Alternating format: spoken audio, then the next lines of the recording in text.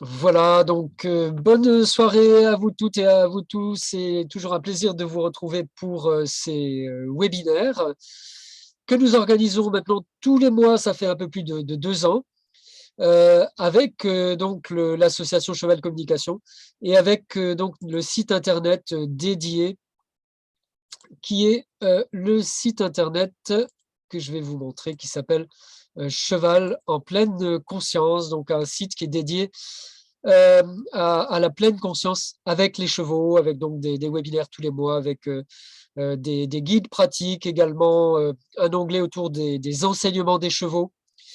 Et donc, nous avons un webinaire tous les mois. Nous avons interviewé Aline Bourjal le mois dernier, également Nedad Mayo aux États-Unis. On va en parler un petit peu plus. Et donc, ce soir, on a le plaisir d'interviewer, d'être avec Rebecca Fortuné. Et avant d'introduire Rebecca, euh, pour vous dire que tous les webinaires sont en replay et que le replay est gratuit. Et pour y accéder, eh ben, c'est très simple. Vous avez cette page du site internet qui s'appelle Webinaire. Et quand vous vous connectez, on va vous demander votre email et puis un mot de passe que vous choisissez vous-même. Si vous êtes déjà membre du site, il faut vous connecter en cliquant à cet endroit-là. Vous arrivez donc sur l'écran qui s'appelle Se connecter avec votre mot de passe, votre email. Là, j'ai rentré le mien. Et vous avez donc accès directement à tous les webinaires. Donc, je m'appelle Sylvain Gillier. Je suis médecin de formation, mais je travaille maintenant depuis presque une vingtaine d'années avec les chevaux, en compagnie des chevaux. Les chevaux m'ont énormément appris. Ils ont sculpté mon activité de thérapeute. Ils m'ont enseigné beaucoup de choses sur la présence à soi et également sur les émotions. J'ai eu la chance d'être formé par Linda Koanoff aux États-Unis et on a eu le plaisir d'interviewer Linda Koanoff en mai dernier, qui était présente à nos webinaires.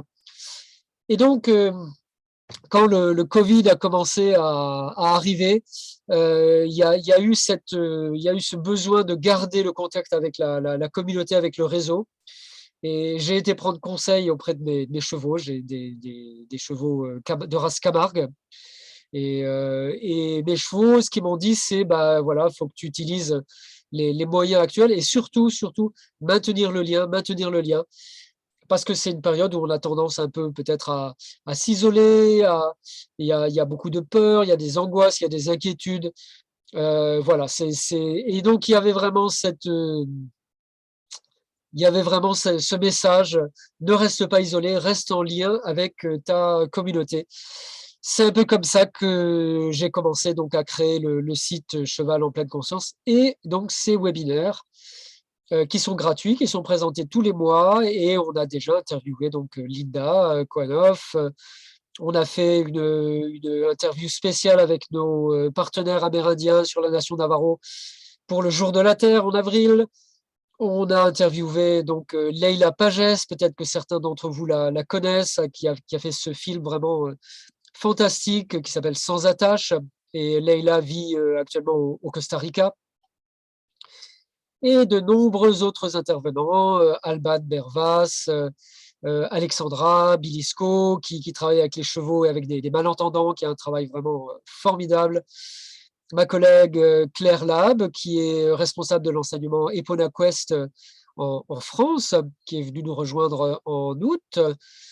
Victoria Hermani, ma collègue de l'Institut de formation Ellipsi, qui fait donc des formations à la médiation équine et également aux thérapies. Victoria est psychologue clinicienne, elle était avec nous en septembre. En octobre, nous avions une communicatrice animale, Lucille Piquer, et en novembre, Carole Thomas, ma collègue de formation Epona Quest, qui a également cette structure sur le cheval médecine, Horse Medicine Way. Voilà, et donc le mois dernier, Aline Bourjal, qui est également membre de ce groupement La Sagesse Équine, et on va un petit peu en parler ce soir, puisque, ah, alors, puisque Rebecca, Rebecca qui est avec nous ce soir fait également partie de ce groupement de la Sagesse Équine. Donc Rebecca, bonsoir. C'est vraiment un plaisir de t'accueillir pour ce webinaire. Et voilà, je dois dire que Rebecca, on n'a pas trop préparé. On va être en mode un peu spontané en fait. Et voilà. Et donc Rebecca, je ne sais pas comment il faut te présenter. Tu es gardienne des chevaux. Tu vis avec eux. Les chevaux ont changé ta vie, tu m'as dit. Voilà. Et je te laisse la parole si tu souhaites te présenter de façon plus précise. Merci beaucoup. Alors, bonsoir à toutes et tous. Merci d'être aussi nombreux, ça fait vraiment plaisir. Avant de me présenter, je voulais vraiment aussi te remercier, Sylvain, de me donner cette opportunité de parler de mon cheminement avec les chevaux. Merci infiniment pour ça. Avec plaisir, on est toujours très heureux d'accueillir des participants qui ont un chemin en conscience avec les chevaux. Merci infiniment, tu as toute ma gratitude par rapport à ça. Les chevaux et moi, aujourd'hui, je vais avoir 44 ans et j'ai rencontré mon premier poney à l'âge de 6 ans. Donc, c'est un long cheminement avec beaucoup de je t'aime moi non plus.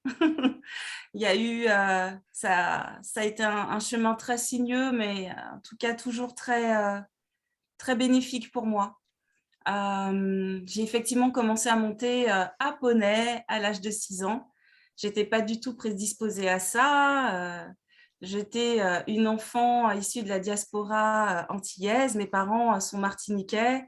Ils sont arrivés dans les... alors, je vis en Suisse aujourd'hui, donc je vais utiliser des termes aussi qui sont suisses. Ils sont arrivés dans les années 70 en France et moi, je suis née à Paris. Et ils sont arrivés en France pleins d'espoir pour pouvoir fonder leur famille et mettre au monde leurs enfants. Et c'est ce qu'ils ont fait. Et donc, je ne suis pas née à la campagne, je ne suis pas née dans le milieu équestre. Et pourtant, un jour, à l'âge de 6 ans, j'ai eu envie de rencontrer mon premier poney. Et donc, mes parents ont fait le nécessaire pour que ça arrive.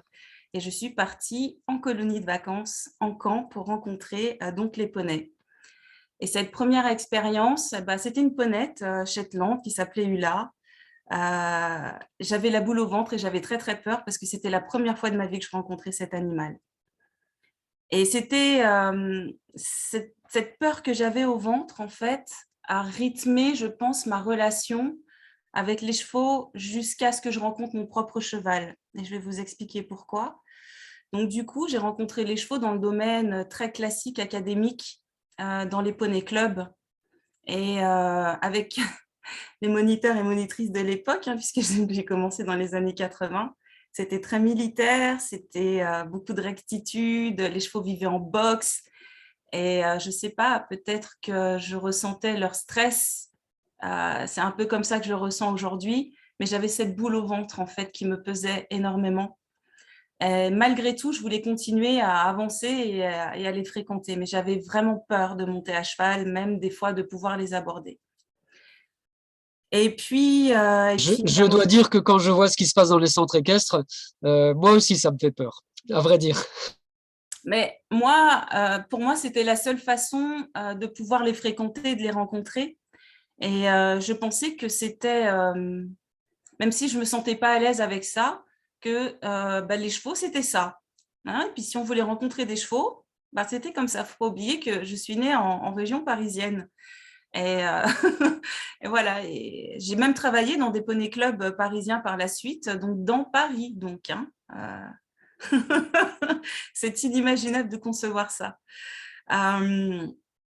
Donc, effectivement, il y a eu cette boule au ventre. Et puis, très rapidement, je me suis rendu compte que je voulais travailler avec les animaux. J'ai toujours aimé les animaux, la terre. depuis que je suis enfant, en fait, hein. Je pense que c'était très vibrant en moi. Il y a ma maman qui est connectée là et qui pourrait de toute façon le confirmer. Euh, et puis ensuite, il y a eu l'adolescence où je continuais à fréquenter les chevaux, puis un petit peu moins parce il a fallu aller en cours, faire sa vie, rencontrer les copains, les copines. Et voilà. Et à un moment donné, ça m'a rappelé. Et il y avait un poney club derrière chez nous. Et je me suis proposée pour être bénévole dans ce poney club. Donc, du coup, être bénévole en poney club, c'est là qu'on fait un petit peu ses armes, hein, quelque part. On prend la fourche, on fait les box, mais on rentre dans le box du cheval avec la boule au ventre parce que personne ne nous a appris, en fait, ce qu'était le cheval, comment on pouvait l'aborder et comment il se positionnait et comment on pouvait se positionner par rapport à lui. Donc, on reste face à cet énorme animal qui vivant aussi dans les box, je me rends compte maintenant, était très anxieux et avait des réactions aussi vives aussi, en fait. Parce qu'il faut quand même savoir que c'est un animal qui, dans la nature, se déplace plus de 20 heures par jour dans des grands espaces à ciel ouvert et ça représente quand même une demi-tonne d'énergie, de force vive concentrée à l'intérieur d'un box enfermé pendant 8 heures. Donc, quand vous êtes bénévole, que vous avez très peu fait vos classes avec les chevaux et que vous le sortez, ce cheval, en plein hiver, il est évident que ça fait paf, paf, paf. Donc, du coup, ça ne met pas à l'aise. Et puis, ce que faisaient les moniteurs, c'était crier dessus pour essayer de le mater. Donc, voilà. Et puis, mais malgré tout, je voulais continuer, je voulais travailler avec eux. Donc, j'ai vendu mes CD, j'ai vendu mes bouquins, j'avais des petits jobs. Et puis du coup, je me suis inscrite en club, puis j'ai passé des galops. Puis après, je voulais être monitrice parce que l'attachement aux chevaux était toujours plus forte, en fait. Et donc, du coup, j'ai fait ça. Et j'y étais près d'un cheval heureuse et autour d'eux malheureuse. Ça peut paraître paradoxal, mais pourquoi? Parce que je me suis rendu compte que, voilà, manifestement, je représente une minorité visible aussi. Et puis c'est vrai qu'à mon époque, on n'était pas aussi nombreuses que ça, des femmes noires dans le milieu équestre. Et voilà, c'est quelque chose qui me tient à cœur de le dire aussi.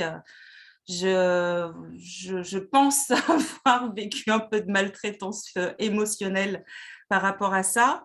Et aujourd'hui, avec le recul, je me rends compte que j'étais logée à la même enseigne que les chevaux, en fait. Je me suis retrouvée dans des poneys clubs où les poneys étaient scellés 7 heures par jour et que j'enchaînais à peu près 5 à 6 heures de cours par jour avec les mêmes animaux en rond, le truc aliénant au possible. J'ai été stagiaire dans des écuries western dont je ne citerai pas le nom, en fait, dans les Yvelines, où j'ai vécu la maltraitance physique des chevaux, où je voyais cette personne avec son Stetson me parler de haut. Enfin, voilà. J'ai travaillé avec des Akaltékés, là c'était très bien, avec un homme bon, en fait. C'était une de mes rares expériences bénéfiques auprès des chevaux et auprès des humains, en fait, à cette époque. Et puis, très rapidement, je me suis rendu compte que peut-être c'était difficile pour moi en tant que femme humaine de dessiner un avenir dans ces conditions-là. Le dernier poney club dans lequel j'ai travaillé se situait à côté de Boulogne, hein, dans le 92, et moi, j'habitais dans le 91. Je n'avais pas la voiture et j'étais élève étudiante au Haras de Seine-Port. Et donc, du coup, il fallait que je me réveille jusque même le dimanche à 4 heures du matin et aller à pied à la gare avec la selle sous la hanche, faire 1,5 km. Et ça, c'était par amour pour les chevaux.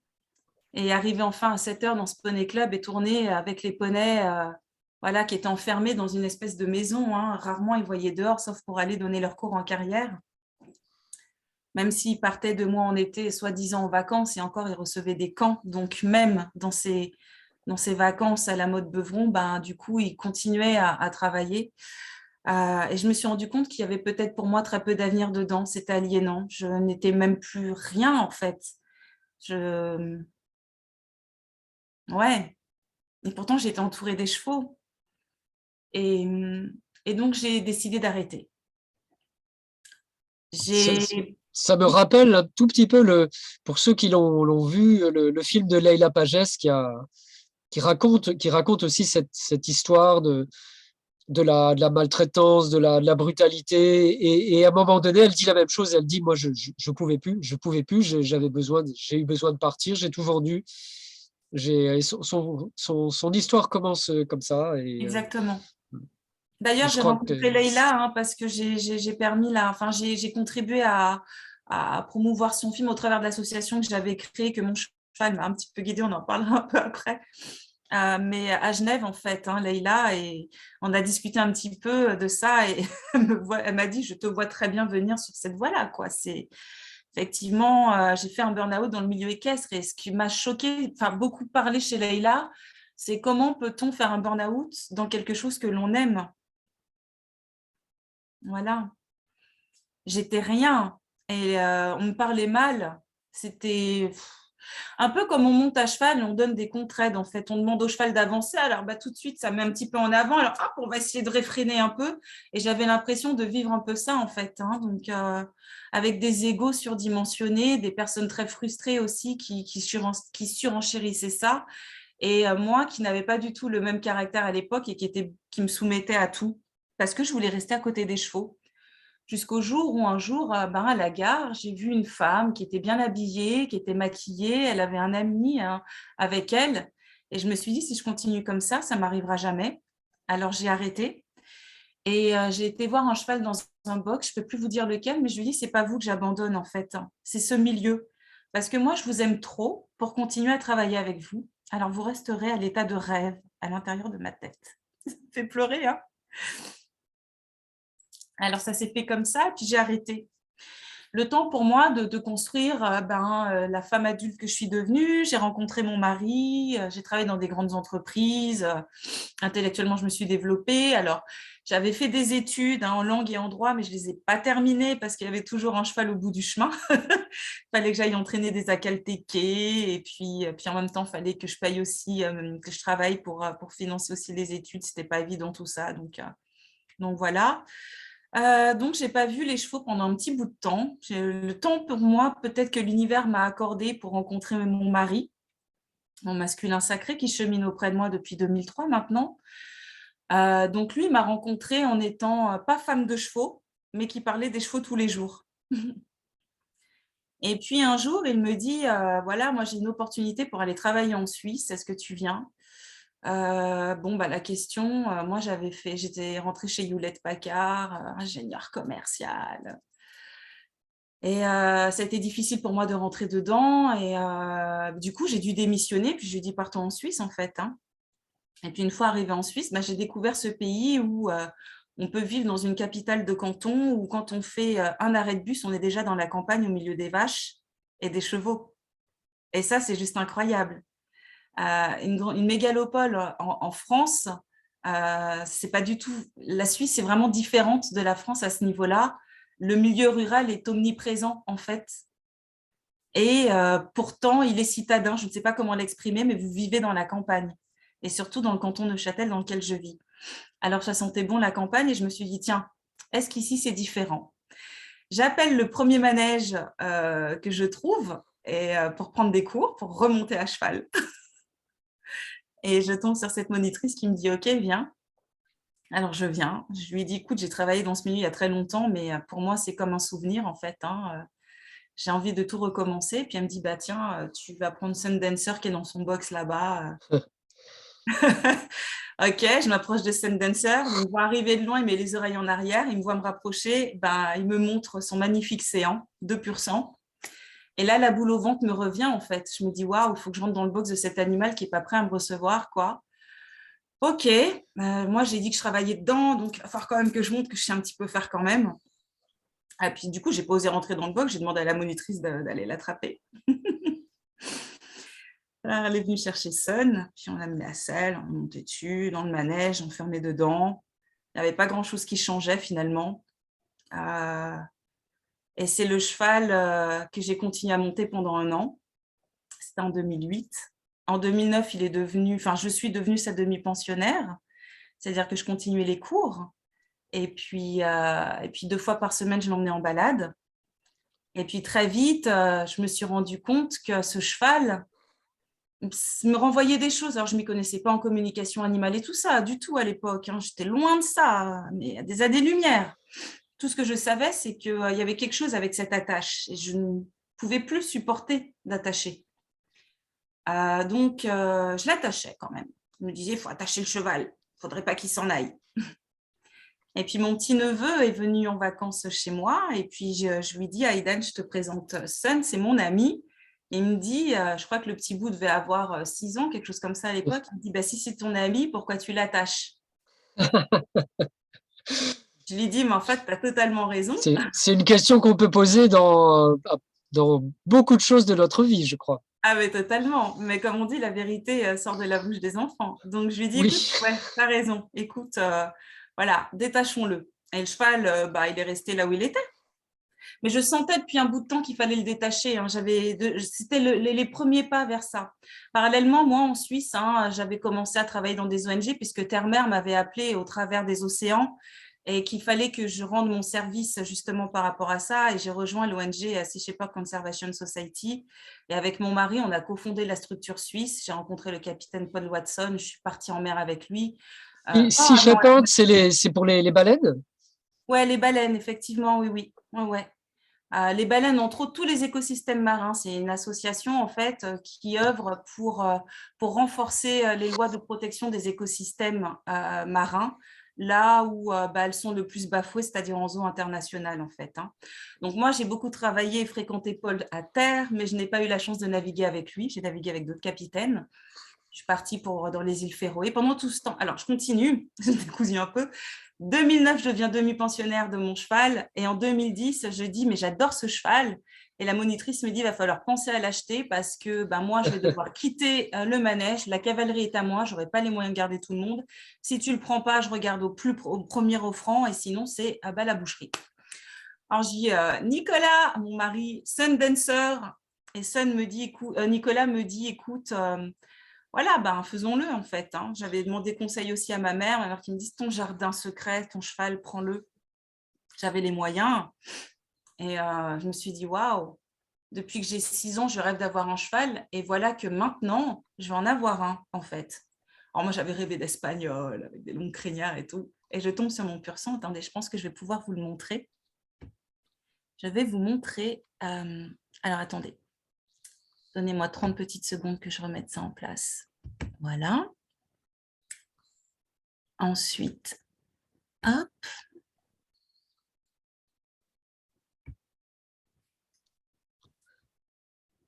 Alors attends, Sylvain, je suis un peu perdue. Alors, c'est la petite flèche verte en bas de l'écran qui s'appelle écran partagé. Ouais, mais j'ai mis l'image et du coup, ok, l'image est là, d'accord. Là, il y a dossier sagesse équine. Eh ben non, on ne trouve pas et je ne sais même pas comment je reviens sur le dossier normal, sur l'image normale en fait. Euh, Je ferme. Hop, ok, d'accord, et je reviens. Bon, bah tout à l'heure, ça fonctionnait bien. euh, Donc, il est là. OK. ouais. Je le vois. Share screen.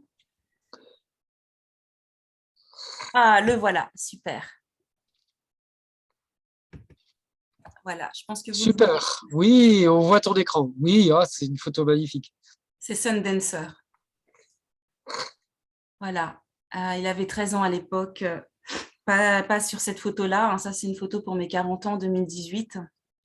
Mais quand j'ai rencontré, il allait sur ses 13 ans et aujourd'hui, je l'accompagne sur ses 27 ans.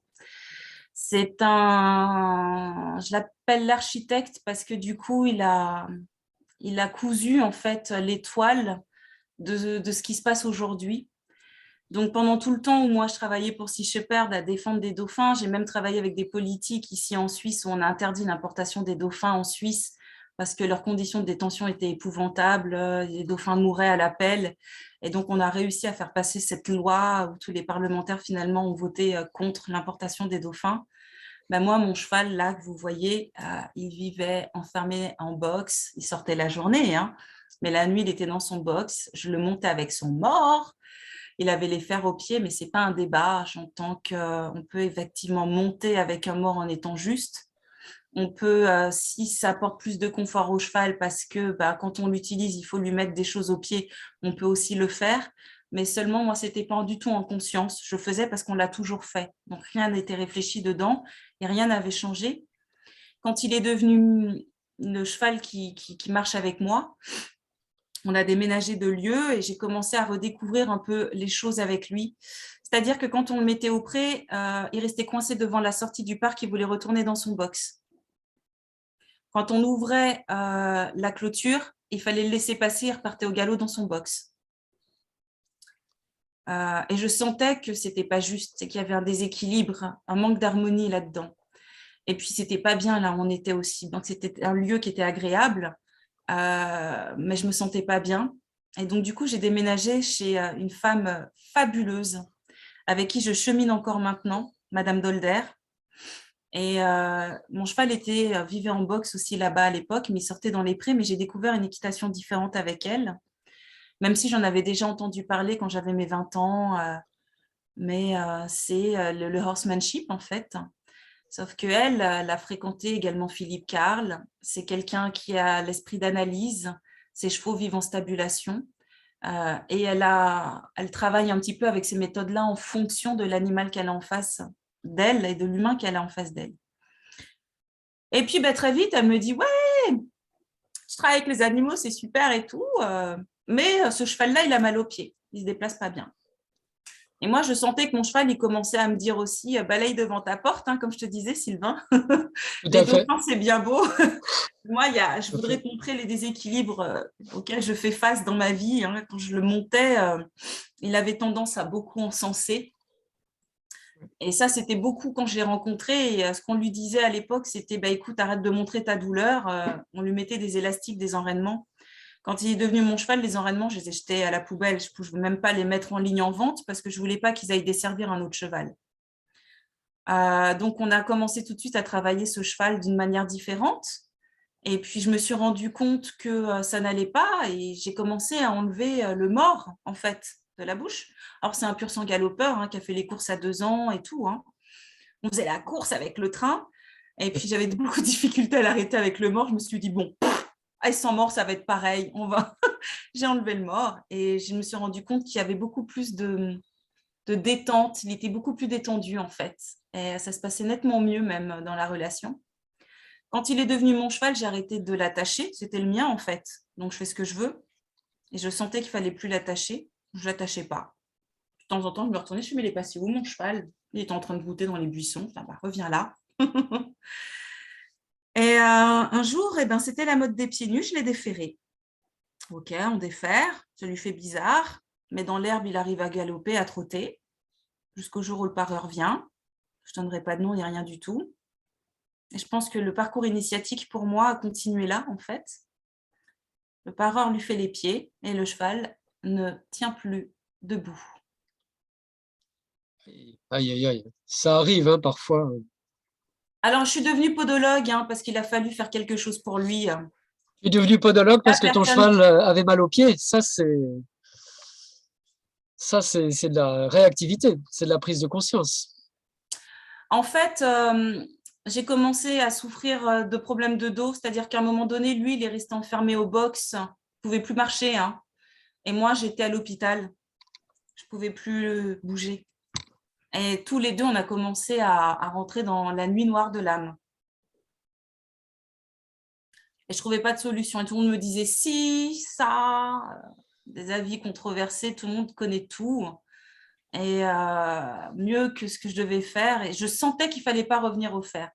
Dans l'exercice de mes professions, quand il fallait dire écoutez, ne déférez pas votre cheval si vous voulez continuer à sauter avec, qui vit dans le box et que vous n'êtes pas prêt à faire cette transition, changez pas quelque chose qui fonctionne, laissez-le ferrer. Jetez la première, vraiment, parce que des fois, je comprends une douleur peut être intense au niveau du pied du cheval en fonction du choc qu'il reçoit si le pied n'a pas la force pour pouvoir recevoir le choc et en fonction de ce qu'on fait avec le cheval. Sauf que là, dans son cas, le fer n'était pas du tout la solution et je le sentais. Donc, la Suisse est un pays qui a inscrit la dignité animale dans sa constitution. La protection animale est très importante là-bas. Et il était de mon devoir, malgré mon ignorance de l'époque, de trouver les solutions.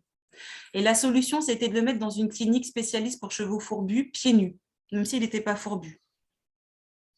Ah, ça a été dur, hein, parce que j'ai emmené ce cheval en vent dans une clinique en Suisse alémanique où on parle dans un allemand qu'un allemand ne comprend pas. Et à 3 heures en transport de chez moi, j'ai toujours pas de voiture. Moi, j'ai pas le permis de conduire en fait, hein. J'ai 3 chevaux, je peux pas avoir de voiture. Et, et puis ensuite, le retour avec... Bon, ben, bref, il est parti loin de moi, quoi. Et puis, du coup, j'allais le voir 3 fois par semaine. J'ai dû me mettre au chômage, j'ai arrêté de travailler parce que il m'était impossible de... Je devais m'occuper de mon cheval, en fait. Donc voilà, j'ai arrêté de travailler pour être avec lui. Et il fallait que je continue à le voir au moins 3 fois par semaine, 3 à 4 fois par semaine. C'était impossible de l'abandonner comme ça. Et puis, cette clinique pieds nus, hein, mettait les chevaux dans des stabulations libres. Le mouvement favorise le retour des structures du pied. J'ai vu que mon cheval était en stabulation libre et il me montrait, regarde, je rentre et je sors. Et il n'arrêtait pas de me le montrer. Et si je veux manger du foin, je rentre. Et si je veux aller brouter, je sors. Et il était bien comme ça. Et puis, c'était un cheval qui était toujours soumis, qui n'avait pas le dialogue avec les autres chevaux. C'est un pur sang. Il a dû être sevré à l'âge de 4 mois. Il a dû faire les courses. Le dialogue a été... Il a perdu lui-même ce langage équin. C'est un cheval qui est très sensible, qui avait beaucoup tendance à rentrer dans la résignation acquise aussi. Et puis, dans cette stabulation, un jour, j'arrive et je vois qu'il a constitué son troupeau de 2 juments, le type. Alors, le mois d'après, il allait mieux au niveau des pieds. Alors, elle me dit, je ne peux plus rien faire pour toi, je te le rends. Et je lui ai dit, ben non, je te le laisse parce que moi, je ne veux pas qu'il retourne vivre dans un box. Même s'il est loin, là, il est bien en fait, hein, le temps que je trouve quelque chose d'autre. Et elle le garde. Mais je commence à constater en regardant de plus en plus proche que des problèmes de posture, de la difficulté à se déplacer. Alors, je me dis, ça va toujours pas. Et j'en parle avec mon mari, je lui dis, il faut que je fasse une formation pour mettre mon cheval pieds nus. Et j'ai cherché ces formations et j'ai trouvé l'Institut de podologie équine appliquée de Casey Lapierre. J'ai beaucoup aimé le discours. Mon mari, il est designer industriel et le discours de la qualité des tissus pour trouver la fonction des structures, ça lui a beaucoup parlé. Et on s'est dit, on va faire cette formation pour sauver notre cheval. Donc, de là, j'ai contacté une personne en France qui est Anouk Nathan, hein, d'ailleurs, qui a fait naître ma pouliche, et, pour en discuter avec elle. Et je me suis inscrite. Et j'ai étudié, j'ai fait mes stages en allant en France. J'ai commencé à poser des bandes, hein, sur les pieds de mon cheval qui commençaient à aller de nettement mieux. Et j'ai commencé à le parer en prenant mon courage à 2 mains. J'étais toute seule en Suisse, il n'y avait personne pour m'aider. Et la personne dans la clinique m'a dit, moi, je suis là pour sauver les chevaux des fourbures et pas pour les créer, donc tu dégages. Malgré que le cheval commençait à aller mieux, elle me dit, mais il fera une fourbure tôt ou tard, parce que c'est pas comme ça qu'on fait. Je lui dis, bon, ok, hein, voilà, je serai responsable. Je suis partie dans un paddock Paradise. Et là, encore à 3 heures de chez moi en transport, parce que je voulais pas le remettre en boxe chez Madame Dolderch, que j'adore et qui est encore mon enseignante, et pourtant qui se trouve à 10 minutes de chez moi. Mais je ne pouvais plus faire ça à mon cheval qui a appris à vivre dehors. Et donc, ce paddock Paradise, il y a une 30aine de chevaux et mon cheval n'est pas bien là-bas. Pourtant, je pouvais recommencer à le monter, pieds nus, tout allait bien. Mais il n'était pas bien dans ce troupeau d'une 30aine de chevaux. Il n'arrivait pas à accéder au foin quand il le souhaitait, il maigrissait. Alors, j'ai commencé à rêver très fort et à demander à l'univers, j'ai dit à l'univers, je crois que je dois m'occuper moi de ce cheval et de l'avoir moi sous la main 24 heures sur 24. Je crois qu'il n'y a que ça aujourd'hui. Et j'ai eu l'opportunité de louer le terrain chez à ce que c'était à l'époque, un jeune biologiste. Il a vieilli en même temps que moi. Un terrain permaculturel en fait. Et puis il me dit, ouais, viens mettre ton cheval là et tout. Et puis on a commencé comme ça. Et c'est là que j'ai commencé à me mettre à l'écoute de la terre, à regarder mon cheval évoluer. Il a vécu avec un âne pour commencer. C'était rigolo. L'âne a appris à mon cheval à revivre dehors. Il y a eu des moutons à un moment donné. Je commençais à écouter les cycles. J'entendais la terre qui me disait là, ça pâture trop, s'il te plaît, laisse-moi souffler. Ils ont changé les parcs. Je commençais à faire mes petits chemins. Et puis, il y a des gens qui venaient en pension et qui repartaient. L'âne a dû repartir. Il grossissait dans l'herbe. Donc, ce n'était pas juste pour lui non plus. Puis, il y a des gens qui voulaient venir en pension et mettaient leur jument. Et puis, quand la jument commençait à vivre dehors et que mon cheval, à l'âge de 20 ans, se redécouvrait mâle, et c'est comme s'il redevenait entier, c'est-à-dire que pendant 15 jours, je ne pouvais plus l'approcher, il me chargeait, il se cabrait. Et je me suis dit, OK, il n'y a pas de souci, je te laisse vivre ta vie, il n'y a pas de problème, quand tu es prêt, tu viens me voir. Et que cette personne avait peur, en fait, d'approcher aussi sa jument et puis mon cheval, et a décidé de partir. Et je me suis dit, bon, OK, Son, il va falloir que je te trouve un compagnon pour la vie pour que tu ne sois jamais seule. Et là, j'ai adopté... Alors, comment je change l'écran, Sylvain? Tu peux essayer avec les petites flèches en bas de l'écran, les petites flèches bleues tout en bas de l'écran. Ah Voilà, ouais, voilà. là, c'est encore Son. Alors, j'ai adopté Gélinotte, petite ponette qui va avoir 28 ans en mai. Mon Sun Dancer va avoir 27 ans. Et donc, j'ai mis une annonce sur Facebook en disant « Je cherche de toute urgence un équidé, quel qu'il soit, pour venir tenir compagnie à mon cheval, dont l'univers me renvoie l'affreuse solitude à l'intérieur de mes tripes. » Mon cheval était affreusement seul. J'ai des vidéos terribles qui peut... Voilà. Donc, Gélinotte est arrivée en 48 heures sans même que je la voie. Elle est arrivée avec une fourbure incroyable, avec la mâchoire contractée, les yeux exorbités. Elle avait 24 ans, je crois, 22 ou 23 ans. Maigre, elle n'avait pas de crinière. C'était vraiment très triste à voir. Elle avait tourné toute sa vie dans un manège à Genève, comme ponette de compétition. C'est un mini pur sang, elle. Hein. Et puis, du coup, quand je l'ai vue arriver, je me suis dit, mais waouh, comment je vais faire? Et puis, on l'a fait. C'était petite ponette. Hein, elle n'arrivait plus à marcher. Elle avait des déviations de pieds terribles. Moi, j'étais jeune étudiante encore en podologie. Je me suis dit, comment je vais m'en sortir? Eh bien, on l'a fait. On a vu avec les vétérinaires, les dents, l'ostéopathe. Je pense que Gélinotte a boité pendant 6 mois. Et après, elle était bien pendant 1 mois et elle reboitait pendant 3 mois. Jusqu'à 2017 où elle n'a plus jamais reboité jusqu'à aujourd'hui.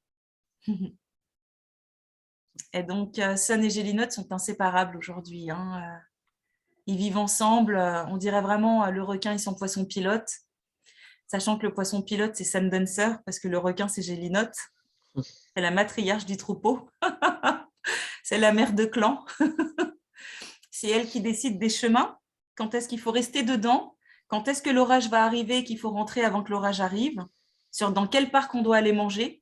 Et c'est elle qui décide quoi qu'il arrive. Je n'ai même pas mon mot à dire. Et puis, parallèlement, pendant mes études de podologie équine appliquée, est née cette merveilleuse jument rouge qui s'appelle Folie. J'ai été informée de sa naissance 3 mois après. J'ai été informée de sa naissance le jour de sa naissance par Anouk Nathan, justement, sa naisseuse. Et je l'ai rencontrée 3 mois après. Et tous les mois, jusqu'à ce qu'elle devienne ma pouliche, en fait, je l'ai rencontrée puisque j'allais m'entraîner sur le troupeau d'Anouk Nathan pour faire les pieds, pour avoir de l'expérience avant de devenir professionnelle. Et à l'âge de 2 ans, en 2016 ou 2017, je ne sais plus quand, puisqu'elle a 6 ans aujourd'hui, hein, elle va avoir 6 ans là cette année, 7 ans, waouh, ça passe vite.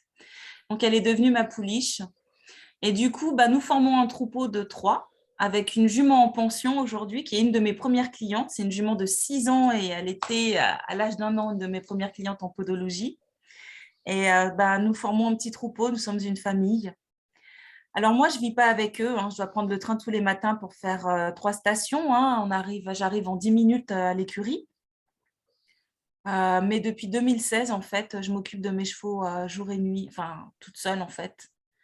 Euh, leur, euh, leur santé dépend de mes stratégies, de l'état de santé de la terre aussi. D'ailleurs, il y a une anecdote qui est pour moi, je voulais vous partager. On en avait parlé avec Sylvain aussi. C'est l'enseignement des chevaux. Les chevaux m'ont ramené à me connecter à la terre. Et en me connectant à la terre, j'ai commencé à recevoir des messages subtils qui sortaient de l'invisible avant de se manifester dans le tangible. Concrètement, un jour, c'est l'exemple le plus manifeste que je puisse avoir, hein. Il y allait avoir de l'orage et je ne savais pas où mettre mes chevaux. Je ne voulais pas les enfermer, ils vivent en stabulation, hein, de toute façon. Et puis, je me suis dit, je ne vais quand même pas les mettre en dessous des arbres pour les protéger. Et j'ai entendu les arbres me dire, ah si, on va s'en occuper de tes chevaux. Et en dépit de toute logique, hein, parce que quand il y a de l'orage, normalement, tout le monde sait, on ne met pas les animaux en dessous des arbres. Eh ben, moi, je l'ai fait, parce que les arbres me l'ont dit. Et ça s'est bien passé. Et 2 ans après, j'ai ouvert un bouquin de phytothérapie druidique, en fait, des plantes druidiques. Et j'ai découvert qu'à côté de ces arbres, hein, justement, il y a de l'aubépine. Et que là où pousse l'aubépine, dans la tradition druidique, la foudre ne tombe pas. Et ça, c'est une manifestation tangible, une preuve concrète, écrite dans un bouquin. Mais j'ai reçu l'information sans avoir la connaissance ni la science de ça, 2 ans avant que ça n'arrive. Et ça, c'est fabuleux. Tout à fait. C'est un peu comme ça que l'enseignement des chevaux nous parvient. Et ton expérience, je crois, a été partagée par de nombreuses personnes qui s'occupent de chevaux ou sont proches des chevaux. Le cheval, par l'intuition, peut nous transmettre des connaissances qu'on pourrait pas avoir autrement. Et c'est sûr, les druides avaient, dans ce système de logam, ils avaient des plantes, des arbres qui, chacune avait leur fonction particulière. Merci beaucoup pour nous présenter tes chevaux. Merci beaucoup pour les anecdotes. Je crois que maintenant, euh, tu t'occupes également enfin, tu fais partie d'un groupement qui s'appelle la Sagesse Équine. Et le mois dernier, nous avions interviewé Aline Bourjal, qui nous a parlé également de ce groupement. Et comment est-ce que, quel chemin t'a mené à finalement passer de s'occuper des chevaux au jour le jour à, à pénétrer pénétrer cette sagesse que les chevaux peuvent nous apporter. Avec donc ce groupement, la sagesse équine, avec tes autres actions, les autres choses que tu fais avec les chevaux et pour les chevaux. Bah, tout à fait. Alors du coup, je pense que c'est Sundancer qui m'a amené à ça parce qu'à l'époque où ça a été très compliqué, hein, avec lui, dans nos nuits noires de l'âme à tous les deux, je me suis rendu compte qu'il y avait beaucoup de choses qu'on ne connaissait pas et peut-être sur lesquelles il fallait qu'on puisse évoluer en fait, hein. Je pense que la science moderne aussi, hein, du 21e siècle a fait beaucoup de progrès dans le bien-être du cheval et j'ai beaucoup de chance de vivre en Suisse où j'ai passé un diplôme de manager d'écurie, ce qu'on appelle l'équigarde, Ah, avec super. le national suisse. Ouais, j'ai l'équigarde Tu en fait. pourrais nous parler un peu justement de ces... Parce que tu as mentionné l'écurie, le Paddock Paradise. Mhm. Voilà, il y a l'écurie active, et c'est sûr que les chevaux ne sont pas du tout faits pour rester immobiles dans un box 20 heures sur 24. C'est de Alors, ils ne sont la pas faits. Alors, maltraitance. voilà, maintenant, je pense que le cheval nous enseigne l'harmonie, l'équilibre, le juste milieu. Oui, Je l'ai vu avec mon cheval. Je ne pouvais pas le mettre dehors et rentrer au galop au box. oui. Donc là, il contredit en fait, mais quoi? Tu vis dehors normalement, tu es un être du vent. Non, non, moi j'ai besoin du confort de mon box, des transitions. Ils ont leur vécu, ils ont leur traumatisme. Et il faut déconstruire en fait pour reconstruire. J'ai constaté qu'il y a beaucoup de chevaux aussi qui souffrent de dissociation, comme des femmes qui auraient pu avoir été violées. Et je pense que ça m'a manifesté des troubles de dissociation. Dans ma vie, dans ma carrière de podologue, je ne suis plus podologue équin, j'ai quelques clients encore de cœur comme ça. Je ne fais pas beaucoup de pubs, j'ai de bons résultats. J'ai été très bonne technicienne. Je pense qu'à l'époque, mes relations humaines étaient plutôt compliquées. J'ai fait un limbago en fait, hein. J'ai le dos qui a lâché trop d'émotions. J'ai vu beaucoup de souffrance dans le milieu du pied nu et des paddock paradise. Il y a des chevaux qui n'ont pas les structures du pied qui leur permettent de marcher 20 heures par jour, sollicités par des chevaux qui sont en super forme. Et en plus, ils vous voient arriver avec la selle western pour aller faire 3 heures de balade. Non. Je pense que le cheval nous amène à l'observer lui en tant qu'individu et essayer de nous écouter un petit peu parce que je pense que nous avons tous les bonnes réponses en nous et pas suivre les phénomènes de mode et pas non plus suivre les anciennes connaissances. On peut suivre les anciennes connaissances qui nous amènent aujourd'hui à avoir plus de discernement, mais le paddock paradise, il faut s'en méfier. Par exemple, mettre des cailloux partout. Enfin, moi, là, l'écurie est gelée. Moi, les chevaux, il faut attention. Quand ils marchent, ils sont pieds nus, ils font attention. Moi, mes bottes en caoutchouc, je sens le gel aussi au travers. Voilà. Je pense qu'il faut vraiment faire attention à ça. Donc, observer, écouter la nature, observer les sites de la nature et pas juste appliquer une technologie ou une technique. Ce serait ça ou Oui, ce serait ça. Et puis, essayer de comprendre aussi le phénomène physique terrestre, en fait, hein, oui. parce que le pied du cheval est soumis aux lois physiques, aux lois newtoniennes. On a une demi-tonne sur un doigt avec les forces d'attraction au sol. Il est évident qu'à un moment donné, il faut que la structure du pied soit suffisamment forte pour supporter le poids du cavalier. Et donc, des fois, c'est comme quand on est plâtré parce qu'on a eu un accident de ski et on a la jambe plâtrée. Quand on enlève le plâtre, on ne va pas courir le marathon, hein, et on veut y aller mollo. Et puis, s'il y a un physio qui vous dit de commencer à courir, stop, on change de physio, quoi. Donc, pour le cheval, c'est pareil. Donc, je pense qu'il faut vraiment faire attention à ça. Et donc, ouais, alors mon cheval m'a montré tout ça. Et puis, du coup, j'ai créé une association qui s'appelait à l'époque Association pour la promotion des pratiques équestres alternatives, API, en 2015. Et donc, j'ai reçu Gillian Higgins, Casey Lapierre, j'ai reçu Eric Ancelet, Hélène Roche aussi pour des stages de clicker training, plein de choses pratiques comme ça. C'était vraiment une association qui avait beaucoup de succès dans ces stages.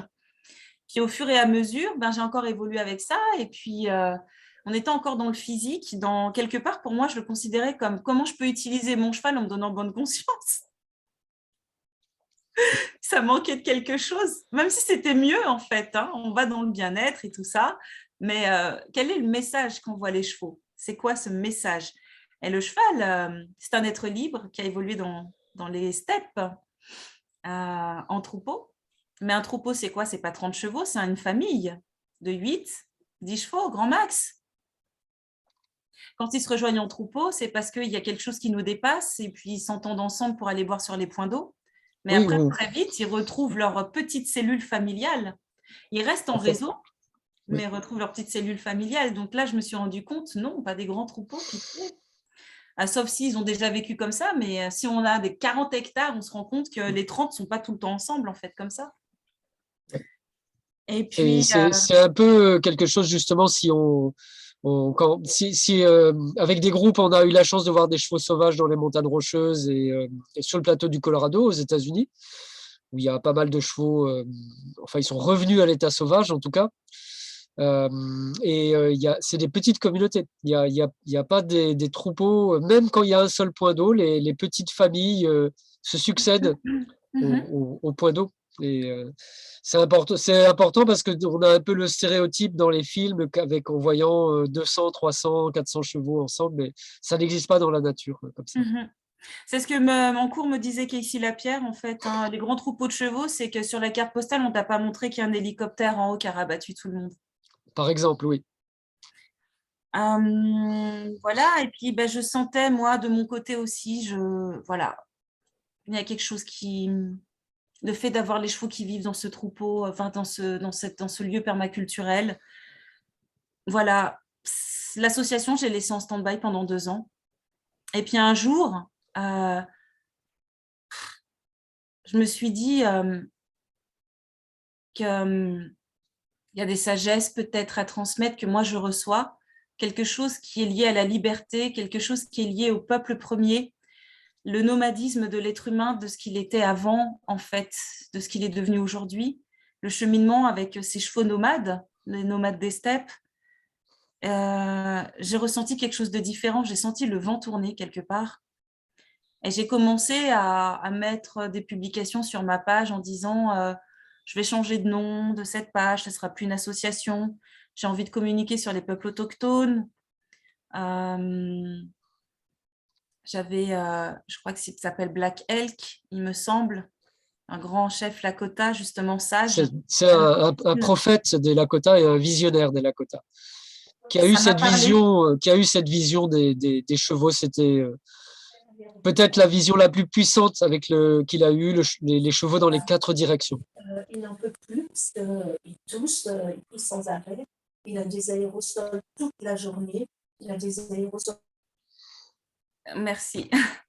Et je crois que du coup, voilà, ça m'a parlé Black Elk et j'ai commencé à rechercher.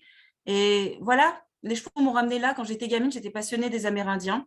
On a du sang amérindien en tant qu'antillaise chez moi, des Arawaks. Alors, ils n'étaient pas cavaliers parce qu'il n'y avait pas de chevaux dans les îles en Martinique, mais on va venir sur le cheval en Amérique par la suite parce que ça fait partie du travail que je fais actuellement. Mais justement, ça m'emmène là. Et puis, j'ai commencé à guigner, hein, comme on dit en Suisse, à fouiller. Puis, je t'ai trouvé, Sylvain. Et je me suis dit, mais c'est bizarre, de tout le temps qu'il y a eu l'API, comment ça se fait que je n'ai pas rencontré Sylvain Gillier? Comment ça se fait qu'on n'ait pas fait quelque chose ensemble avec cette association et que c'est l'année dernière que je te rencontre, hein, par Internet? Et j'ai suivi mon premier webinaire avec Layson, justement avec toi, le 31 janvier. Ça va faire 1 an. Tout à fait. Et là, je me suis mise sur cette voie-là, en fait. Donc, encore une fois, quelque chose est sorti de l'invisible avant de se manifester dans le concret. Et avant tout ça, j'ai recherché sur Internet et je suis tombée. Non, je crois que. Alors, je pense que des fois, les cookies de Facebook et d'Internet et tout peuvent s'allier au phénomène de synchronicité. Peut-être qu'il y a une logique dedans. Peut-être que des fois aussi, l'univers se manifeste par cette nouvelle technologie. On est dans l'ère du Verseau, qui est l'ère aussi d'une meilleure technologie qu'on pourrait offrir, en fait. Hein. Et je pense Oui, que. mais je crois aussi, enfin je crois aussi qu'il y a un autre point de vue qui est que les chevaux ont développé leur propre technologie. Moi, j'appelle ça l'Internet de la nature ou le Internet. Il y a des gens qui disent ça, qui est une technologie. L'Internet de la nature, c'est une technologie comme les câbles qu'on voit courir là dans les villes. Il y a des interconnexions qui se passent dans la nature. Je pense que les chevaux sont connectés à l'Internet, à l'Internet de la nature. Je ne sais pas si c'est par leurs sabots ou par autre chose, mais je pense qu'ils sont connectés parce que j'ai vécu moi-même tellement de synchronicité et de choses qui ne peuvent pas vraiment s'expliquer autrement, et certainement pas par les cookies en tout cas, que je pense qu'ils ont une forme de connexion pour créer des situations. J'en parle un peu dans le livre aussi sur l'enseignement des chevaux. Mais les ancêtres chevaux aussi, parce que ce qui s'est passé, c'est que je suis tombée sur la thèse du docteur Yvette Runninghouse-Colling, The Relationship Between the Indigenous Peoples of the Americas and the Horse, Deconstructing a Eurocentric Myth. Ça m'a énormément parlé. Alors du coup, j'anime des cérémonies de cacao et ma première cérémonie cacao, justement, c'était à prix libre et tous les bénéfices ont servi en fait à acheter du foin au sanctuaire d'Yvette et également à commander cette thèse. Et j'ai reçu la thèse et j'ai commencé à la lire et je n'avais jamais entendu parler avant. Et je me suis dit, il faut que ça se sache en fait, parce que cette thèse parle en substance que toute l'histoire des chevaux des Amériques que nous connaissons, en fait, est biaisée, pour ne pas dire fausse. Les Amérindiens n'ont pas attendu les conquistadors pour cheminer avec les chevaux. Ils les connaissaient déjà. Aujourd'hui, la science génétique et archéologique prouve que le cheval en Amérique a survécu à l'ère glaciaire. Alors qu'il y a récemment, on a tous appris à l'école et on soutenait l'idée que le cheval en Amérique est mort à l'ère glaciaire, point barre. Et que les Espagnols l'ont rapporté parce qu'évidemment, c'est toujours l'homme blanc, n'est-ce pas, avec sa civilisation, qui est venu civiliser les pauvres sauvages. Voilà. Donc il y a un peu aussi cet aspect voilà, c'est les Blancs espagnols qui sont venus civiliser les Amérindiens en leur apportant le cheval. Et tous les Amérindiens que j'ai rencontrés, dont Yvette Runninghouse, on en reparlera peut-être un peu après, et ben ils vont te dire pas du tout. pas du tout. Nous avions des chevaux, les chevaux étaient toujours avec nous, ils font partie de notre histoire. C'est pour ça qu'ils font partie de nos histoires, de nos mythes, de nos cérémonies. Ils étaient avec nous depuis l'origine et ils sont encore avec nous. Exactement, exactement. Et ce qui est important dans cette thèse, donc Yvette Ronninghurst-Collins, c'est une femme extrêmement instruite, elle a plusieurs doctorats. Elle travaille aujourd'hui dans le plus grand laboratoire génétique au monde, hein, justement pour prouver justement hein, l'indigénéité du cheval en Amérique. Les chevaux sont nés en Amérique, ils viennent d'Amérique, ils ont traversé le détroit de Bering pour arriver en Europe pour devenir les chevaux asiatiques et eurasiens et ensuite donner naissance aux souches domestiques que nous connaissons aujourd'hui. Hein. Ils sont pas morts après l'ère glaciaire et les peuples amérindiens cheminaient avec eux. Alors, c'était un cheval différent de celui que nous connaissons. Il était petit, il avait le poil crépu, certainement une longue crinière aussi. Alors après, on ne dit pas que quand les Espagnols sont arrivés, d'ailleurs Yvette nous l'avait dit, hein, quand les Lakotas sont des grandes personnes, il y en a qui font 2 mètres, hein, puis quand ils ont vu le cheval espagnol arriver, ils se sont fait on va mélanger avec ce qu'on a là. C'est normal pour pouvoir évoluer et améliorer et pouvoir avoir des chevaux plus grands que nous pourrions monter aussi, quoi. Mais ils ont toujours vécu et connu les chevaux en tout cas. Et cette histoire de l'Occident qui apporte le cheval aux Amérindiens, vous savez tous que les Amérindiens ont une culture équine très forte. Eh bien, revenir à l'hypothèse de l'origine occidentale du cheval dans les Amériques, européenne dans les Amériques, reviendrait à dire, et c'est une phrase, vous verrez quand ça sera traduit dans un an, c'est beaucoup de travail, reviendrait à dire à ce que l'Européen dise à l'Amérindien, tout ce que tu es culturellement, c'est grâce à moi que tu l'as. Et c'est complètement faux. Et c'est horrible. En traduisant la thèse et en la lisant, il y a beaucoup de larmes qui tombent aussi. Hein. De par également mes origines à moi aussi. Hein. C'est difficile justement, elle explique dans cette thèse que c'est difficile justement de pouvoir étayer le propos dans le sens où on a affaire à des nations autochtones dont la science repose en fait sur des traditions orales. Et en Europe, une tradition orale, ça s'appelle le téléphone arabe. Ce n'est pas le cas, parce que la tradition orale est respectée. C'est une science. Ce n'est pas quelque chose qui est changé de compteur à compteur. C'est quelque chose de fiable, d'ancré, qui est transmis de génération en génération.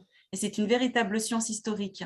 Et c'est ça qui est très important pour un cerveau occidental, dont je fais partie, hein, parce que j'ai grandi aussi à Paris. Hein.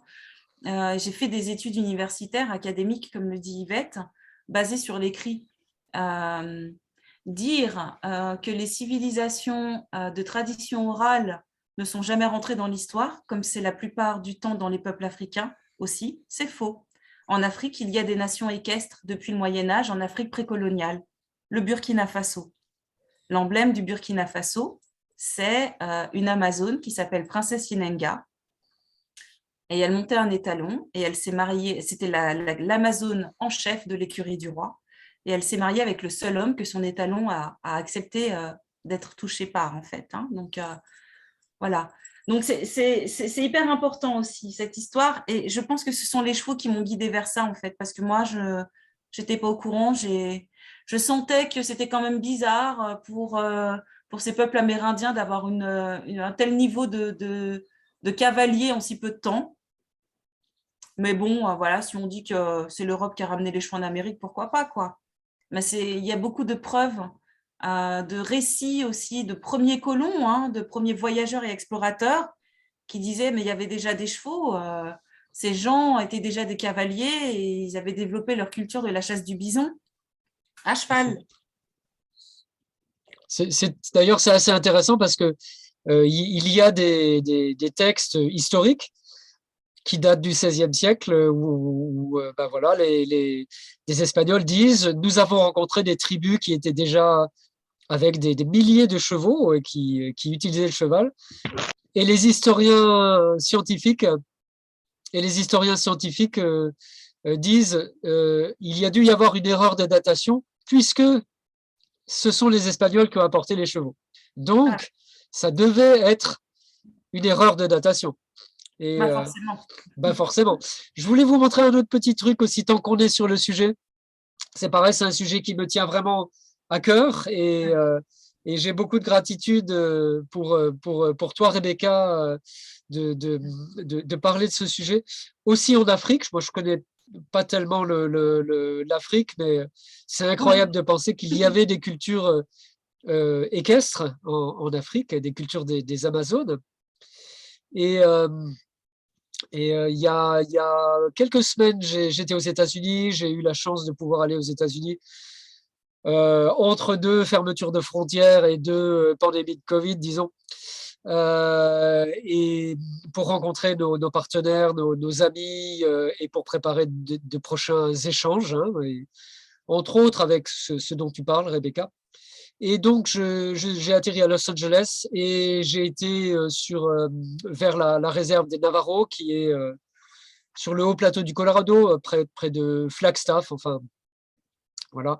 Et donc, d'ailleurs, quand eux-mêmes n'appellent pas la ville Flagstaff, ils disent la ville occupée de Kinlani, qui est le nom amérindien. Et ils disent toujours Flagstaff, ville occupée de Kinlani. Voilà, parce que le territoire a été occupé par les Américains. Et donc, je vous partage mon écran pour vous montrer un endroit que j'ai visité, qui est entre Los Angeles et donc Kinlani, à peu près à mi-distance, dans un désert qui s'appelle le désert de Mojave, qui est un désert qui est en Californie. C'est très désertique. Il y a des montagnes qui sont, il y a vraiment personne, il y a absolument personne.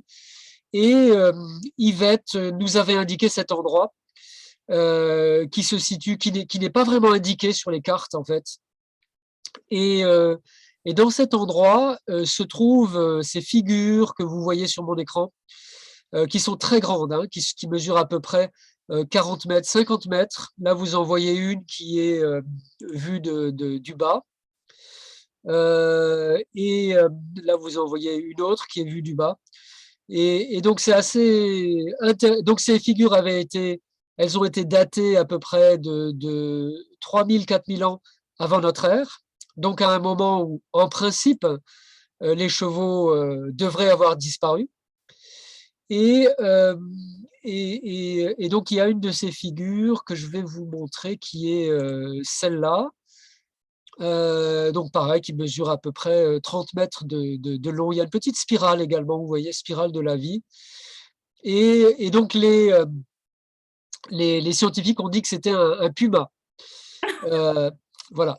Parce que ça pouvait pas être un cheval, bien évidemment, puisque ce sont les Espagnols, n'est-ce pas, et les Blancs, donc, qui sont civilisés, qui ont civilisé les Amérindiens, et qui ont apporté le cheval. Donc, il ne pouvait pas y avoir de cheval, et cette représentation, ça devait être un puma. Donc, c'est un peu étonnant, parce que vous voyez qu'il a un long cou, ce puma. Il a une longue tête. Les pumas n'ont pas une longue tête comme ça. Et surtout, il a des très longues jambes. Les pumas n'ont pas forcément de très longues jambes. Et donc, j'étais là-bas il y a quelques semaines, et vous voyez quand vous êtes devant cette, cette sculpture, je ne sais pas comment on peut appeler ça, hein, qu'il y a des sabots en fait qui sont dessinés sur les pieds. Vous voyez que il y a donc voilà, est-ce que effectivement dans cette région très désertique, on a dessiné un cheval qui déjà il y a 3000 ans, 4000 ans avant notre ère. C'est ce que pense Yvette Renigor, c'est ce que pensent en tout cas beaucoup d'Amérindiens qui disent que en fait, le cheval était présent aux États-Unis depuis des milliers d'années et il n'a pas été donc apporté par les Espagnols à titre de civilisation des Indiens et des sauvages qui existaient à cette époque-là. J'en profite aussi d'ailleurs, tiens, parce que, par rapport à ce que tu as dit, pour présenter ce livre-là qui s'appelle Traditional Ecological Knowledge, et il faut quand même parler l'anglais, hein. Et donc, c'est un livre qui a été écrit par un collectif d'Amérindiens qui sont universitaires, presque tous. Et ils démontrent dans ce livre que les savoirs oraux traditionnels dans de nombreuses nations amérindiennes, les Lakota, les Navajos, les Apaches, les Nez Percés, etc., les Arapaho, les Ojibwe et d'autres, ont démontré ont démontré des caractères scientifiques, c'est-à-dire qu'ils peuvent être démontrés, comment est-ce qu'on dit, on peut les répéter et on a les mêmes résultats, et ils sont plus efficaces sur le terrain que la gestion, disons, dite scientifique par les parcs nationaux américains. Hein, et il y a plus de biodiversité, il y a plus de ressources, il y a plus de connaissances également des espèces animales et végétales quand on applique les savoirs anciens. Donc, je voulais vous présenter également ce livre qui est absolument génial. Si vous pouvez lire l'anglais, c'est un témoignage de la science qu'avaient les peuples amérindiens qui est absolument génial, absolument génial. Je vous conseille ce livre. Si ça vous dit, vous allez vraiment retrouver Rebecca, ce dont tu parlais par rapport à la science qui existait en Amérique du Nord, bien avant que les Blancs civilisateurs viennent avec leur cuirasse, leurs bateaux et qu'est-ce qu'on peut dire, leur colonisation forcée. Bah d'ailleurs, justement, hein, encore quelque chose qui peut débunker complètement la théorie européenne de l'histoire du cheval en Amérique, c'est la traversée.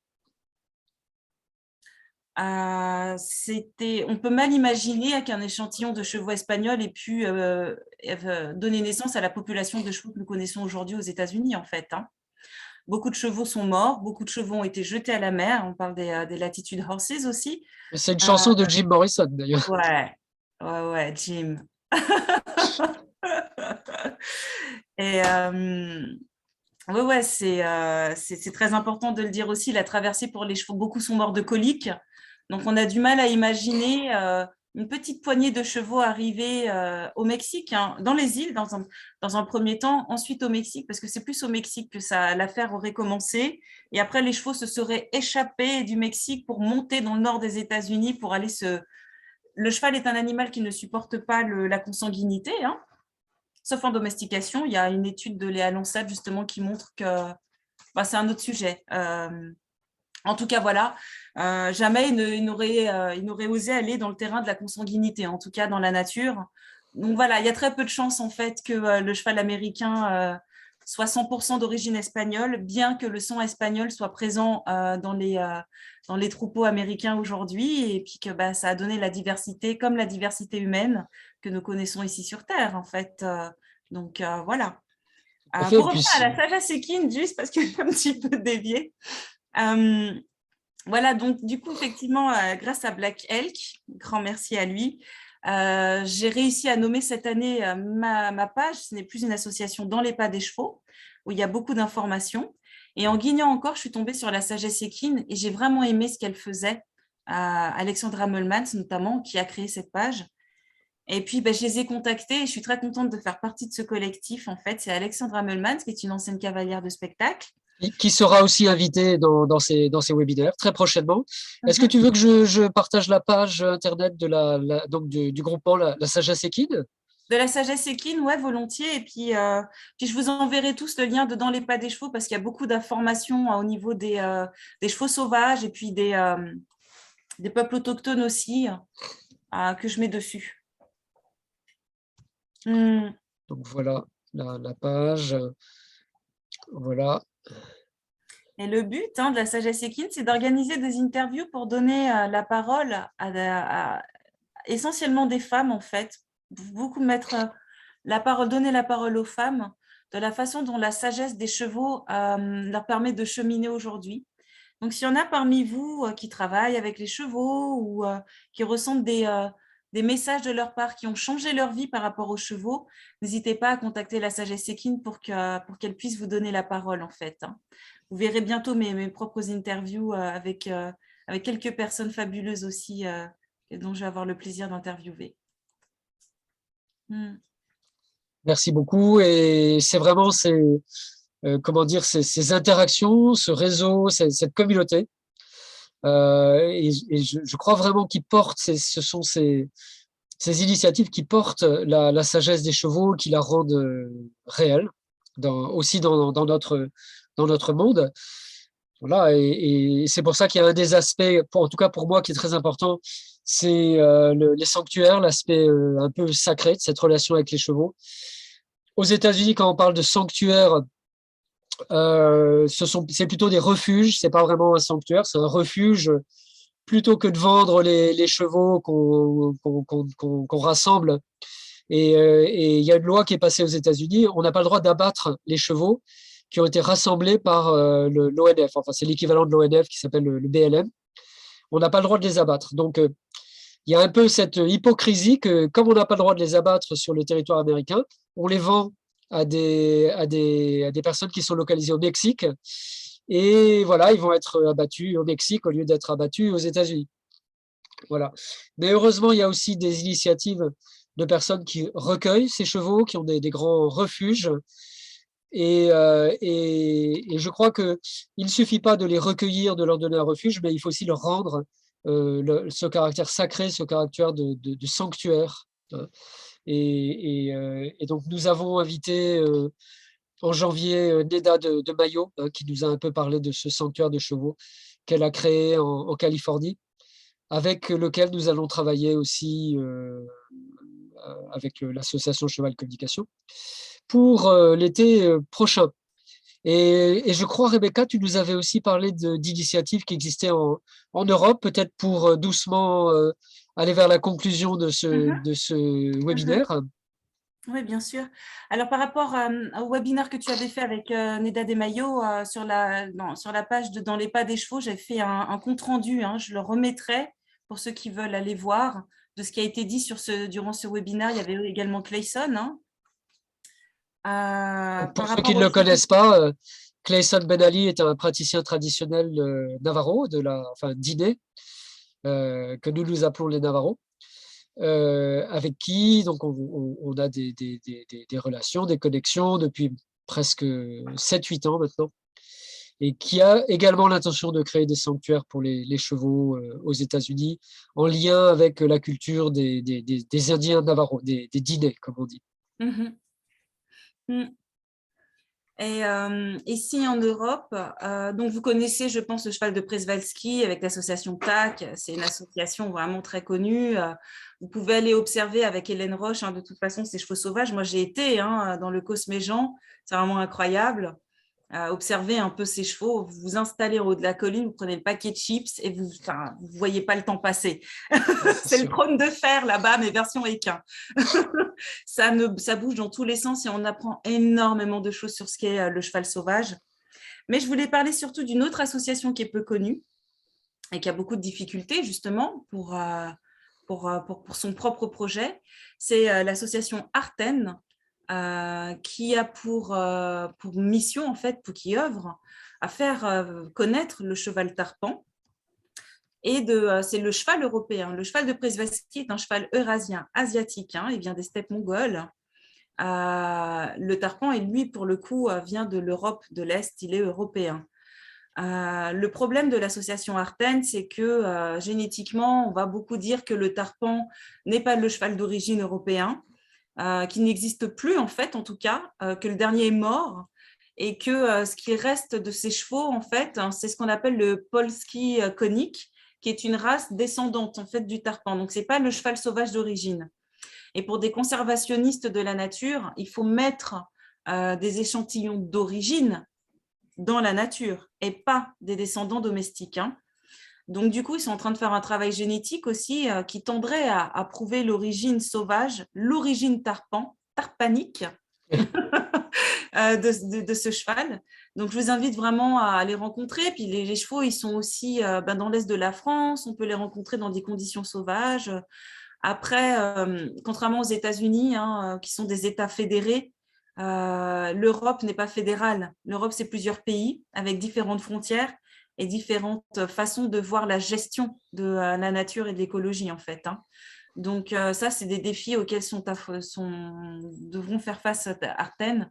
De toute façon, j'ai l'intention aussi de les interviewer pour le compte de la sagesse équine d'ici ce printemps. Et on va certainement aller les voir aussi avec Alexandra et Aline. et faire un petit reportage dessus. Super, génial, formidable, plein de projets qui sont en cours.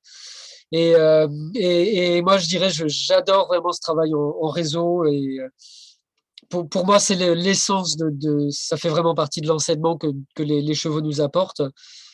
Savoir vivre en troupeau, ne pas hésiter à dire les choses, à mettre les limites quand elles doivent être posées, mais c'est le pouvoir non prédateur. Le cheval a un pouvoir non prédateur. Il va poser les limites, mais il va pas assassiner l'autre personne comme le ferait un lion ou un grand prédateur ou un homme du reste, hein, ou un espagnol blanc qui débarque de son bateau, hein, qui finalement a supprimé tout ce qu'il ne pouvait pas comprendre, tout ce qui n'était pas dans ce qu'il pensait possible, hein. Et je crois que les chevaux, ils ont vraiment cette sagesse à nous apporter, cet enseignement, apprendre à vivre avec le pouvoir non prédateur, le pouvoir de la communauté. Et je me réjouis vraiment qu'on ait passé donc cette heure ensemble. Moi aussi. Donc Merci beaucoup. avec toi, Rebecca, avec ton histoire, ton parcours avec les chevaux. Moi, j'ai trouvé ça génial parce que ça montre que finalement, même en partant d'une grande ville, d'une vision de l'équitation qui est assez, voilà, qui est celle des clubs équestres de la région parisienne, eh ben, on peut finalement changer de vie, découvrir d'autres choses et s'ouvrir à cette sagesse des chevaux, à cet enseignement des chevaux. Moi, vraiment, je te remercie pour ce témoignage. J'ai beaucoup de gratitude pour ce dont tu nous as parlé. Et aussi, voilà, tout cet aspect des minorités. Notre ami là, Clayson Ben Ali de chez les Navarro, il me disait souvent, tout ce qu'on fait aujourd'hui avec les chevaux, on l'a fait avec les Indiens. On les a privés de leur espace, on les a mis dans des clôtures, on leur a mis un mort dans la bouche pour qu'ils puissent plus se déplacer librement. Tout ce qu'on a fait avec les chevaux, c'est la même chose que l'on a fait avec les minorités. Et justement, je voulais juste dire un tout petit mot par rapport à ça. Je pense qu'au travers de leurs pieds, les chevaux nous reconnectent à la terre. Ils sont les messagers de terre-mère. Et je pense que comprendre la sagesse équine, pas le groupe, mais la sagesse, l'inconscient collectif équin, et ce dont à quoi ils aspirent véritablement, au niveau de leurs ancêtres aussi. Je pense que ce sont les ancêtres qui parlent à nos chevaux, qui nous amènent sur la voie. Comprendre cela servira le salut de l'humanité. Et c'est un peu ce que j'ai compris, en fait, si je peux le dire avec les mots humains. Absolument. Surtout dans la période que nous traversons. Vivons dans les vents de liberté. Absolument. Alors, un grand merci. Il va bientôt être 21h. Je sais que vous avez tous et toutes beaucoup de choses à faire, voilà, et de vous occuper de vos proches, de votre famille, de vos chevaux. On ne va pas vous garder plus longtemps ce soir. Sachez que donc, tous nos webinaires sont en replay gratuitement sur le site donc Cheval Communication. Je vous copie le lien dans le chat et que vous pouvez donc les revoir. Il suffit de vous inscrire au site internet et c'est gratuit. Et au plaisir de vous revoir une prochaine fois. Je vais peut-être nous mettre en mode affichage, hop, pour qu'on puisse se dire au revoir. Hop. Je vous mets juste voilà. aussi les noms du sanctuaire d'Yvette. Ouais, tout à fait. On va continuer à travailler avec Yvette Running Horse, qui est donc disons une ambassadrice de la culture Lakota, qui connaît bien les anciens de la nation Lakota, qui est en France pour le moment, avec qui nous allons continuer à travailler voilà, dès le printemps de cette année. Et bien sûr, on continuera à vous tenir au courant de tout ça, des possibilités. Voilà, Yvette m'a parlé bien sûr de réunions, de faire connaître la réalité sur les chevaux, mais aussi de réunion avec le pouvoir féminin. Pour elle, c'est extrêmement important. Et donc voilà, on vous tient un peu au courant pour la suite. Abonnez-vous au site internet, abonnez-vous à la newsletter et vous allez recevoir les news dans votre dans votre boîte aux lettres. Voilà. Et ben, on va ouvrir tous les micros pour qu'on puisse se dire au revoir, pour qu'on puisse se dire au revoir. Voilà. Elle est gracieuse, hein? Elle est gracieuse. Au revoir. Merci à toutes et tous. Bye bye. Alors, merci, Soirée. Rebecca. Un grand, grand, grand merci pour cette soirée. Merci à toi, Merci à Sylvain, de toi. m'avoir donné la parole. Au plaisir de se retrouver sur d'autres activités. On va continuer avec cette traduction. J'ai besoin d'une deuxième lecture. Avec plaisir. Sylvain, est-ce que tu peux mettre le lien dans le chat du site de Rebecca? Parce que Alors, oui, le site de Rebecca, c'est le site Alors de moi, je n'ai pas la... de site internet, il faut que je travaille dessus, mais C'est le j'arrive site pas de à la pas trouver. sagesse équine. celui que tu as ici. présenté. Ouais, il est là. Voilà, je vous le mets dans le chat. Ok, merci. Ah voilà, c'est ça, la Et sagesse. donc, vous pouvez contacter Rebecca par ce site ou par sa page Facebook. Je crois que tu as une page Facebook qui... Dans les pas des chevaux, je vais essayer de vous envoyer le lien. Ah oui, alors attends. Il faudrait que je me connecte sur Facebook, c'est un peu compliqué. Non, mais Je vais on va peut-être y faire- arriver. Alors attends. Si De vous toute avez façon, encore ce une que je vais minute. faire après le webinaire, là, c'est de retrouver le compte-rendu du webinaire avec Neda Desmaillots, Sylvain. Tout à fait. Je vais le partager sur la page Association Cheval Communication. Et Tout à donc, en le fait. partageant, vous retrouverez ma page dans les pas des chevaux sur Facebook. Hein. Et oui, je vais Voilà. travailler sur Ça y est, j'ai Donc, mis le lien. Ça y est, Facebook, j'ai mis le donc lien. voilà le lien Facebook. Voilà. Voilà, c'est ça, absolument, Merci le beaucoup. lien Facebook. Merci beaucoup, Anne. De rien. Et je peux te dire juste une remarque. Dans ton mail précédent, Ouais. enfin, il y en a eu deux différents. Le lien vers le replay du Zoom Ouais. précédent n'était pas valide. Ah mince. Les deux fois. Ah mince, ça c'est Pour ça, je me embêtant. permets de te le dire là. Ah oui, d'accord. Bah, pourtant, c'était avec le webinaire avec Carole Thomas. Peut-être. Ok. Ouais. Bah, je vais vous le copier. Bon, voilà. D'accord, merci beaucoup. Hein. Ça, c'est... De rien. Les liens, c'est parfois un petit peu compliqué avec la technique et tout ce qui s'ensuit. Voilà, je vous le recopie. Toc. Voilà. Ok. Eh ben, une très belle soirée à vous toutes, à vous tous. Merci. Merci. Pareil. On se dit au Bonne soirée. revoir. Au revoir Bernard. Au revoir Valérie. Salut. Au revoir Au revoir aussi à ma Alexandra. À famille. bientôt. Bonsoir Anne. Ouais, à bientôt. Au revoir. Bonsoir à tous. Bye bye. Bonsoir. Bonsoir.